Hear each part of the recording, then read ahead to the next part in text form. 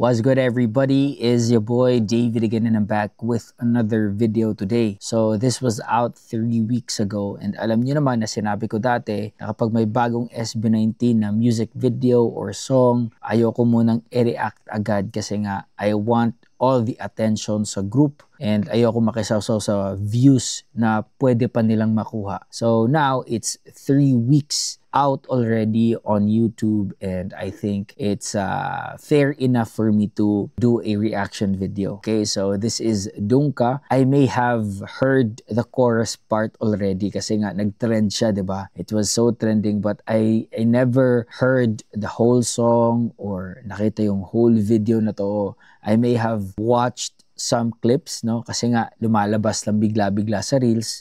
But anyway, we're going to do or make a reaction sa full music video. Technically, this is going to be my first time watching the whole music video. Please do subscribe to my YouTube channel, like the video, comment down below, and you can follow me on my Facebook, on TikTok, and on Instagram. Okay? With no further ado, let's jump right into the video.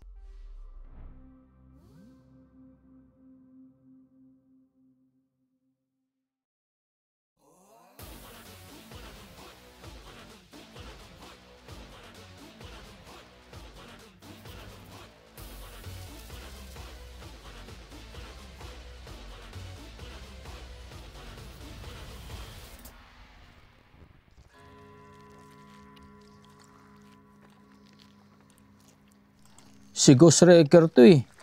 Di ba?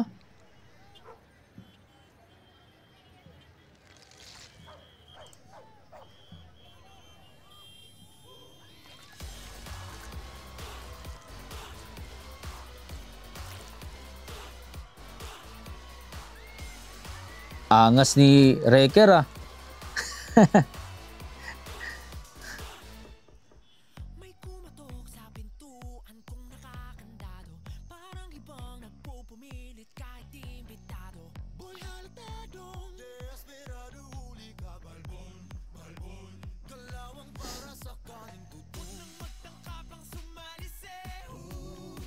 Woo!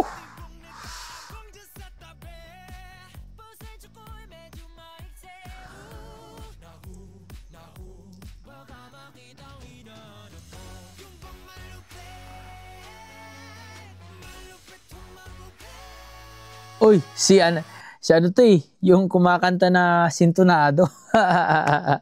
Nakalimutan ang pangalan nito. Ang dami lang guest ha.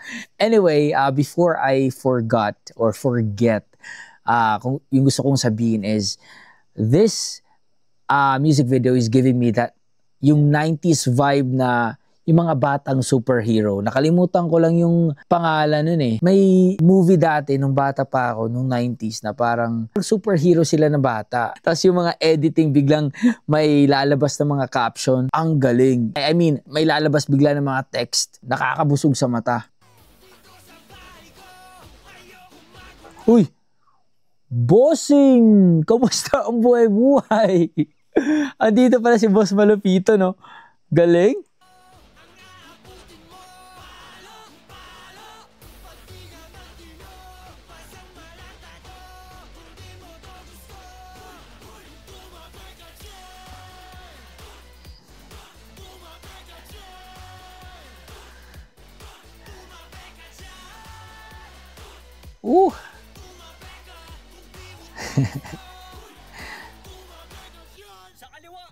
Uy, Sheyi. Smaglas.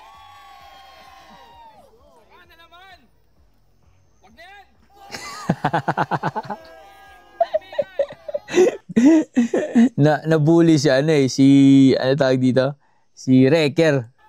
Pakinggan naman natin ngayon, 1 minuto para sa SB.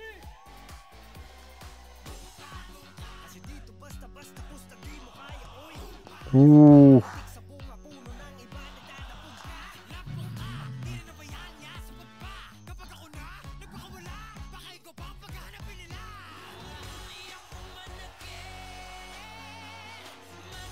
I love the concept na parang may in-invite sila from the flip-top industry.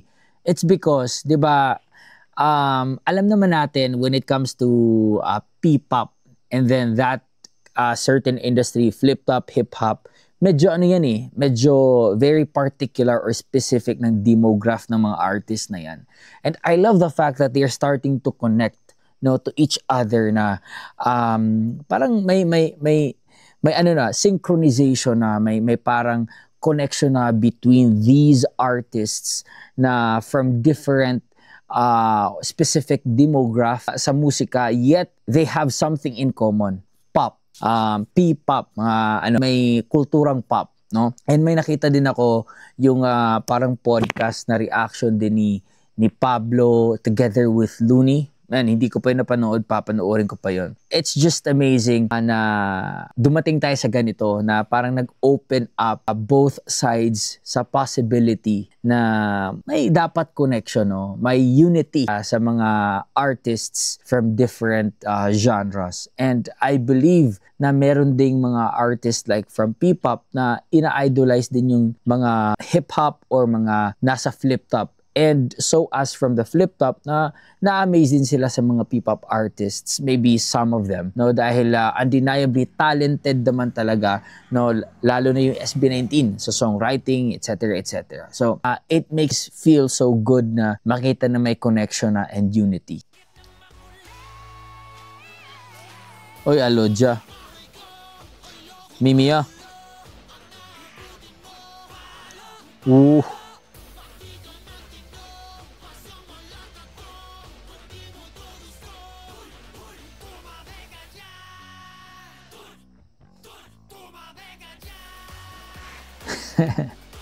Bagay na bagay si Ghost Wrecker yung kupal ba, yung maging kupal.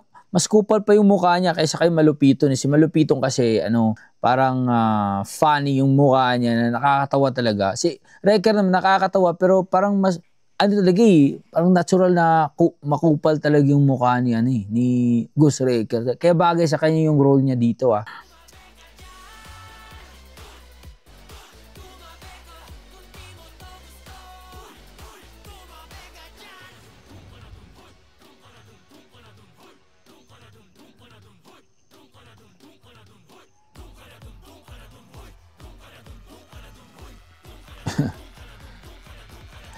And very timely din, 'di ba? 3 weeks ago before the election, 'di ba, nilabas nila 'to. And then parang nasali sa sa concept nila yung parang may mga posters, may mga rallies, may mga hidwaan, mga ganun sa mga nagpoprotesta, no?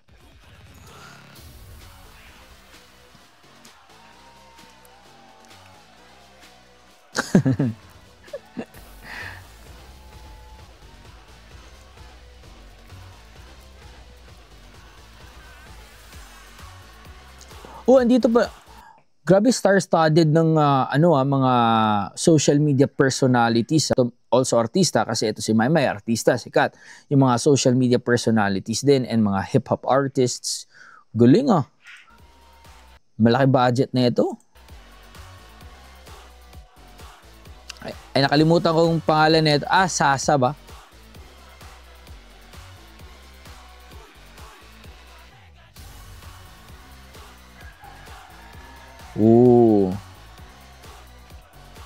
Uy, si Jayat. Nawala si Stelo, pinalitan ni Jayat. Oy, all the way from Cebu. Shoutout sa lahat ng mga Bisaya dyan. Ako si Stel!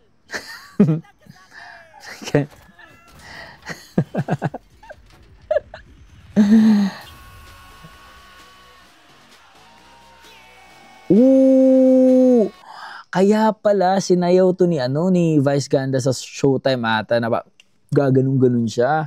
Andito pala siya.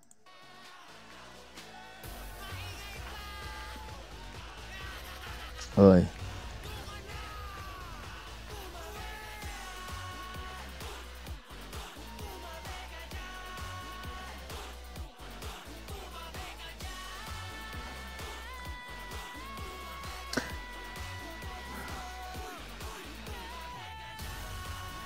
Hey. Okay. I have to say this, sorry pag may marinig kayong mga chicken kasi umaga na kasi madaling araw, 3:40 AM. Anyway, I just want to say this visually pleasing talaga yung SB19, and kudos sa kanilang stylist or sa nagko-concept sa style nila, no? Kasi since then, no, yung character development and visual development in terms sa kanilang styling, talagang bumagay talaga, men. Bagay talaga.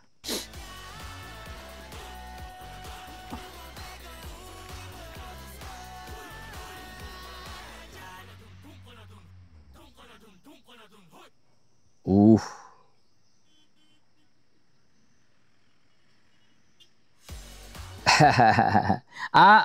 Naalala ko na yung pangalan nito, si Queen Yasmin. Oh, ayan. Anyway,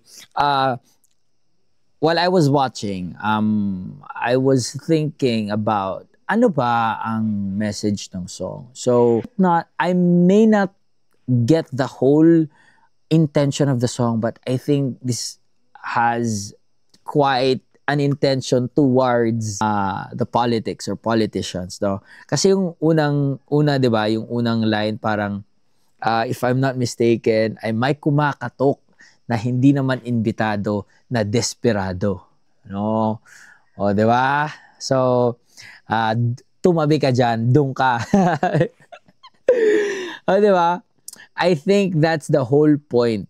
Parang iniwan yung parang politician na nasa sasakyan, na nasa likod. Kasi tumabi ka dyan. Parang, ewan ko lang if my interpretation is on point. But that's, I think, I somehow understand, no? And this was a full production, very star-studded and very timely, no? Very intentional and very relevant. Ang galing. Kaya ang SB19 talaga, sorry to say this, pero mahirap pa silang tanggalan ng trono when it comes to the title P-Pop Kings. Medyo mahirap pa talaga.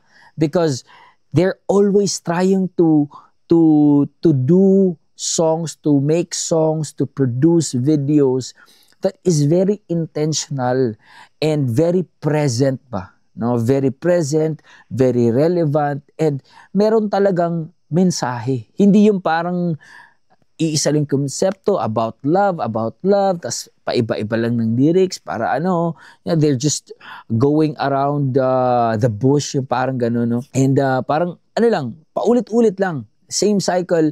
Pero yung SB19, they're always try to get to a point na dapat may matutunan ka talaga, no, sa kanta na. Yeah, that's it. And I hope you guys enjoy the one.